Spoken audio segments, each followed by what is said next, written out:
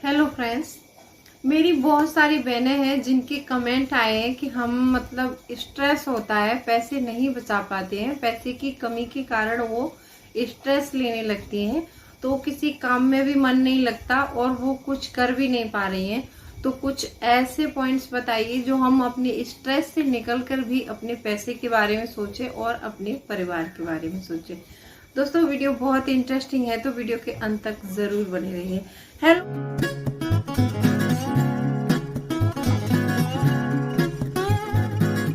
Hello friends, welcome back to my channel. कैसे हैं आप लोग? आई होप आप बहुत अच्छे होंगे और सेहतमंद होंगे और आप लगातार मेरी वीडियो के साथ भी बने हुए होंगे। दोस्तों, आज की वीडियो में हम पैसे बचाने के कुछ ऐसे अनोखे उपाय बताएंगे। इसमें मैंने 5 पॉइंट्स बताए हैं। पॉइंट्स सारे बहुत महत्वपूर्ण हैं, तो थोड़ा ध्यान से सुनेंगे तो बहुत अच्छा लगेगा।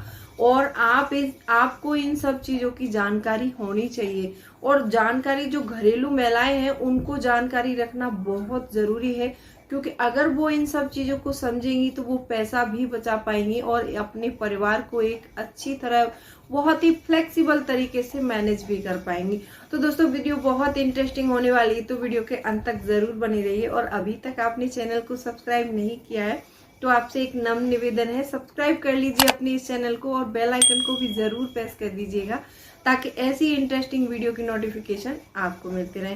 दोस्तों, वीडियो पसंद आए तो एक लाइक जरूर कर दीजिएगा। तो चलिए स्टार्ट करते हैं वीडियो को। दोस्तों, सबसे पहला पॉइंट है कि एक बहन है, उन्होंने कमेंट किया है कि मुझे तो बहुत स्ट्रेस होने लगता है और मैं कुछ सोच नहीं पाती हूँ। तो उनके लिए सबसे पहला पॉइंट है, ऐसी मेरी सभी बहनें हैं उनको ये वीडियो डेडिकेटेड है। तो ये सबसे पहला पॉइंट है कि अपने आप को स्ट्रेस से दूर रखें। अभी इस स्ट्रेस से दूर कैसे रख पाएंगे अपने आप को?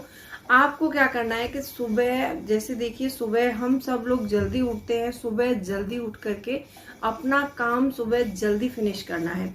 जो भी काम करते हैं आप जल्दी फिनिश कर दीजिए। स्ट्रेस में कुछ लोग क्यों चले जाते हैं? क्योंकि वो हमेशा, जैसे मान लीजिए, मैं ये नहीं कहती हूँ कि सभी देर से उठते हैं। कुछ बहनें क्या है कि अपनी जैसे लेट उठना, उनका थोड़ा लेट उठते हैं सुबह, हम तो काम लेट हो जाता है। सारे परिवार की जिम्मेदारी, खाने की जिम्मेदारी, कपड़ों की जिम्मेदारी, घर का झाड़ू पोछा बर्तन, ये सारी जिम्मेदारी एक हाउस वाइफ की होती है। और ये बात भी है कि जहां पर कई बहनें क्या है कि बहुत अकेली है परिवार में, उनको सारा काम देखना पड़ता है, तो स्ट्रेस में हो जाता है कभी कभी, कोई प्रॉब्लम नहीं है। लेकिन इसके लिए आपको सुबह मात्र 1 घंटे पहले उठ जाना है। मान लीजिए आप जैसे 6 बजे उठती हैं तो आप 5 बजे उठ जाइए। 5 बजे उठने के बाद में आप अपना जो भी फ्रेश होना है फ्रेश हो लीजिए। फ्रेश होने के बाद आप अपना काम टाइम से कर सकती हैं। टाइम से काम करिए और फिर टाइम से काम करने के बाद में आपको क्या करना है, एक आधे घंटे तक कम से कम योगा, मेडिटेशन, वो आधा घंटा आप सिर्फ अपने लिए रखेंगी। सिर्फ आपको अपने आप को समझना है। जब हम अपने आप को समझने लगते हैं तो हम स्ट्रेस से खुद ब खुद बाहर आने लगते हैं और हमारा दिमाग अच्छा चलने लगता है। फिर हम क्या होता है कि घर में बैठकर बहुत सारा सोच लेते हैं। जब हमको सोचने का टाइम मिलता है और कुछ ऐसी बुक्स पढ़िए जो बड़ी बड़ी आत्मकथाएं, जीवनी वगैरह बड़े बड़े उनकी पढ़िए आप। अच्छे बहुत सारे लोग हैं जिनकी बहुत सारी प्रेरणादायक कहानी है। आप ये सारी बुक्स पढ़ सकती हैं। अगर आपको पढ़ना आता है तो आप बुक्स जरूर पढ़ें। बुक्स पढ़ने से क्या है कि हमारा माइंड थोड़ा बढ़ता है। जब हमारा माइंड बढ़ता है तो हम और कामों के बारे में सोच पाते हैं और समझ पाते हैं। हम इस तरह स्ट्रेस में नहीं रहते हैं। अब दिन में स्ट्रेस से बचने के लिए आप क्या क्या कर सकती हैं? आप घर में योगा कर सकती हैं, मेडिटेशन कर सकती हैं, बुक्स पढ़ सकती हैं। और अगर आपको कुछ ज्यादा ही वो हो रहा है तो आप थोड़ा सा कोई अच्छा सा म्यूजिक जो आपको पसंद हो, दिन में 1-2 बार उस म्यूजिक को जरूर सुने।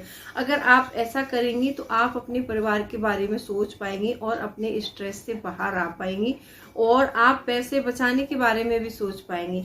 आप चलिए चलते हैं अगले पॉइंट पर। दूसरा पॉइंट है मेरा, यहाँ पर दूसरा पॉइंट है मेरा कि अपने जो छोटे छोटे कदम से शुरुआत करें। जब भी पैसे बचाने वाली बात हो या फिर कोई भी बड़े बिजनेस स्टार्ट करने की बात है या घर में कोई काम करने की बात है, आप अपने छोटे छोटे कदम से शुरुआत कीजिए। हम क्या करते हैं कि एक साथ 10वीं सीढ़ी पर चढ़ना चाहते हैं, तो ऐसा कभी पॉसिबल नहीं हो सकता है। आप सोचोगे कि हम एक साथ 5वीं या 10वीं सीढ़ी पर पैर रख दें तो नहीं रख पाएंगे, हमारा पैर टूट सकता है और हमें नुकसान हो सकता है। तो हमें क्या करना है, सीढ़ी बाय सीढ़ी चढ़ना है। तो सबसे पहले आप अपना एक गोल फिक्स कर लीजिए कि मुझे मंथ में 500 रुपए बचाने हैं।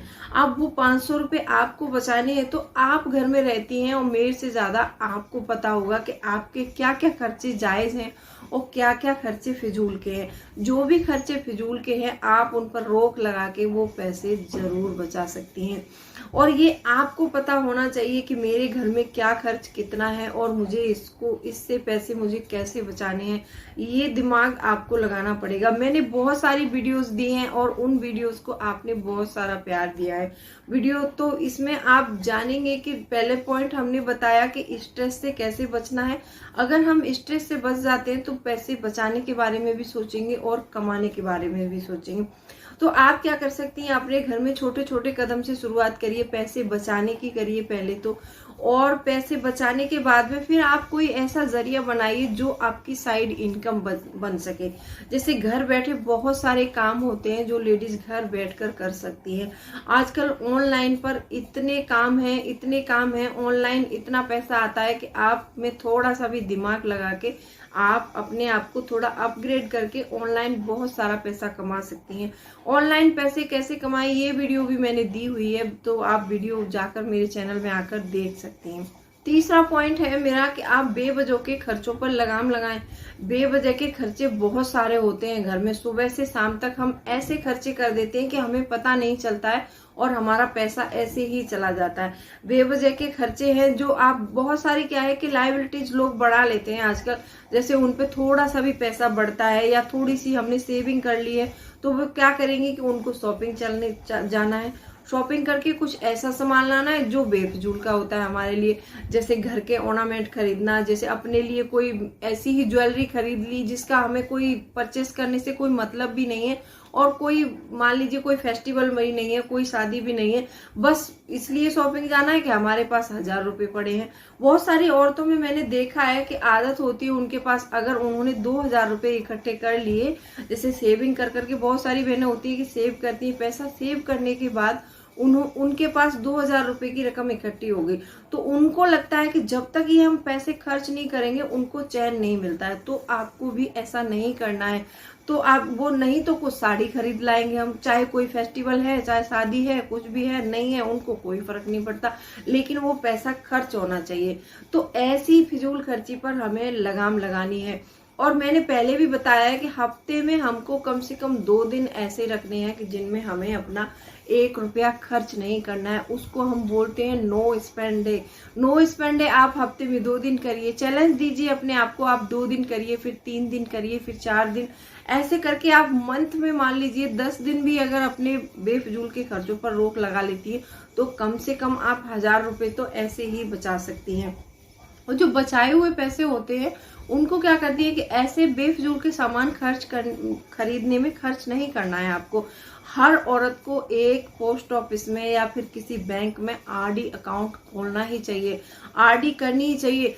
आरडी में क्या होता है कि मंथ में चाहे आपके पास 1000 रुपए बचेंगे, चाहे 500 बचेंगे, चाहे 100 बचेंगे, आप अपनी आरडी में वो पैसे जमा कर सकती हैं। ये रिकरिंग डिपॉजिट का खाता जो होता है मैंने पूरी डिटेल के साथ वीडियो दिया हुआ है, आप वो वीडियो भी देख सकते हैं कि क्या होता है रिकरिंग डिपॉजिट और ये काम कैसे करता है, इसमें पैसे कैसे बढ़ते हैं। तो अपनी छोटी छोटी जो सेविंग है उसको आप इन्वेस्ट करते रहिए। आप उनको इन्वेस्ट करती रहेंगी तो आपको बहुत सारा पैसा मिलेगा, वो रकम आपकी कंपाउंड होगी, कंपाउंड होने के बाद वो बहुत सारा कॉर्पस बन जाता है उसका, वो आगे जाके हम किसी भी काम में उसको ले सकते हैं। चौथा पॉइंट है यहाँ पर मेरा कि अपने बच्चों के लिए फंड जरूर इकट्ठा करें। बहुत सारे लोग क्या सोचते हैं कि अभी तो हमारी 20-25 साल की एज है, अभी तो हम बहुत कमाएंगे, हम कमाएंगे, ये बात ठीक है, मानती हूँ कि ये बात सही है कि आप आगे जाके बहुत कमाने वाले हो, लेकिन जो जितनी जल्दी शुरुआत करता है उतनी जल्दी फाइनेंशियली फ्री हो जाता है। लोग क्या सोचते हैं कि अभी तो हम जवान हैं और यंग हैं, अभी तो हम अपना खर्च करेंगे, ऐश करेंगे, लेकिन ये बात सही नहीं है। हाँ, मैं मानती हूँ कुछ शौक है, वो शौक पूरे करने के साथ साथ आप 10,000 भी कमा रहे हैं तो 10,000 में से एटलीस्ट 2,000 रुपए तो आप हर मंथ सेविंग करिए ही करिए। क्योंकि जो लोग ऐसा करते हैं, जैसे आजकल एजुकेशन हो गया, आप एजुकेशन देख लीजिए कितनी महंगी है, शादियां देख लीजिए बच्चों की कितने महंगे में हो पाती है। आजकल 10-20 लाख से शादियों में कुछ होता भी नहीं है।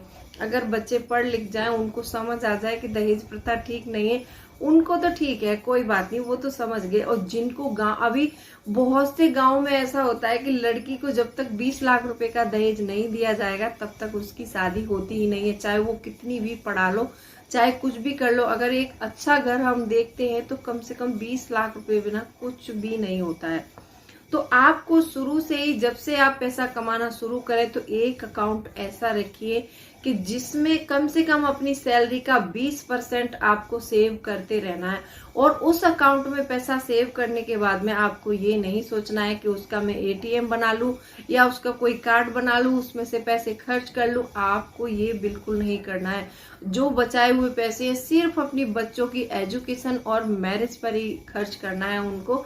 तो आप बहुत जल्दी फाइनेंशियली फ्री हो सकते हैं और आपके पास, आपके ऊपर ज्यादा दबाव भी नहीं आएगा। क्योंकि हम पहले कमाना शुरू करते हैं, उसके बाद फिर हमारे खर्चे बढ़ते ही जाते हैं। परिवार बढ़ेगा तो खर्चा भी बढ़ेगा।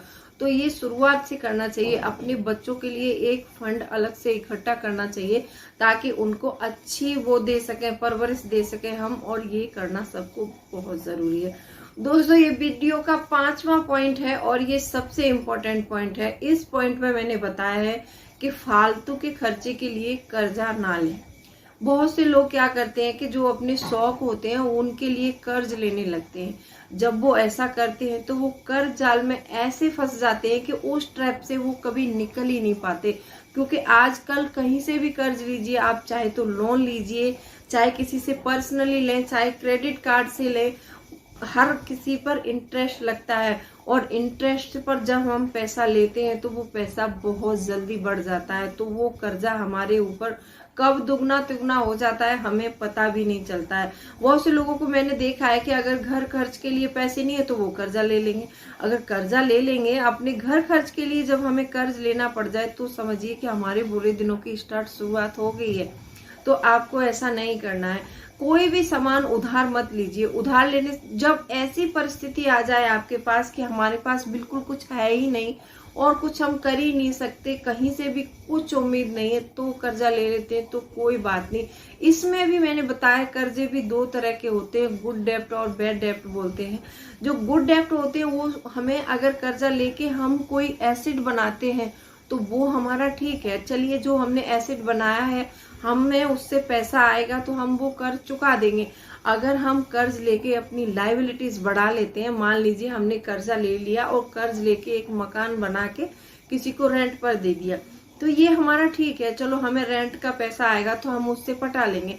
अगर हमने कर्ज लेकर 10 लाख रुपए का लोन लेकर हमने एक लग्जरी कार खरीद के अपने घर के सामने खड़ी कर ली, तो वो कर्ज हम कैसे पटाएंगे? मान लीजिए जब हम अपना घर खर्च नहीं चला पा रहे तो वो कर्ज हम कैसे पटाएंगे? तो आपको कभी भी फालतू के कामों के लिए कर्जा नहीं लेना है। ये बात आप ध्यान में रखें कि कभी भी फालतू काम के लिए कर्ज नहीं लेना है। जो लोग फालतू काम के लिए कर्ज लेते हैं वो कभी पैसे वाले नहीं बन सकते हैं। वो इसी ट्रैप जाल में फंसते हुए वहीं के वहीं रह जाते हैं, वो आगे नहीं बढ़ पाते हैं। तो ये मेरे कुछ 5 पॉइंट्स थे और मुझे कमेंट आए थे 2-3 पॉइंट्स, तो मैंने कमेंट के जवाब के हैं इसमें। तो वो, अगर आपको वीडियो पसंद आया हो तो वीडियो को लाइक कर देना। चैनल को अभी तक आपने सब्सक्राइब नहीं किया है तो सब्सक्राइब भी कर लो इस चैनल को, और बेल आइकन को भी जरूर प्रेस कर दीजिएगा ताकि ऐसी इंटरेस्टिंग वीडियो की नोटिफिकेशन आपको मिलते रहे। चलिए मिलती हूँ अगले वीडियो में, तब तक के लिए bye bye, thanks for watching.